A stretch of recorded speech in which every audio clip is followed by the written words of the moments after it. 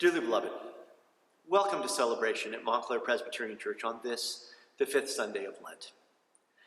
A few months ago, our church's session, which is what we Presbyterians call the Board of Directors, the church's session, voted to make our congregation a Matthew 25 church. And in her sermon this week, Talitha is going to be encouraging us to reflect together on some of what that means.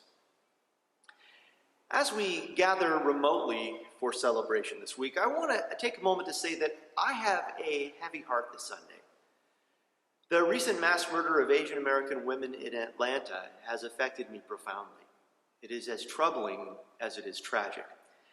And as we try to grapple with the senseless violence in Atlanta, I hope we will also acknowledge and address the fact that this is only the most recent example of violence against Asian Americans, which has been a particularly American expression of white supremacy for at least 170 years now, especially here in California, where Chinese immigrants were murdered frequently and with impunity during the gold rush, mistreated to the point of death during the construction of railroads, excluded by law from immigrating, forcibly removed from communities up and down the West Coast before the First World War, and put in internment camps during the Second World War.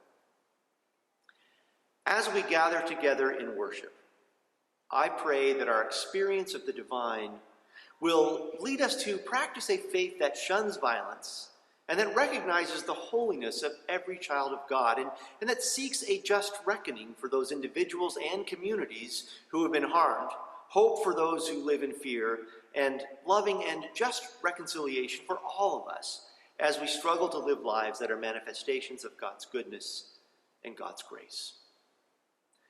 And now I invite you to take a moment to make ready your place for worship.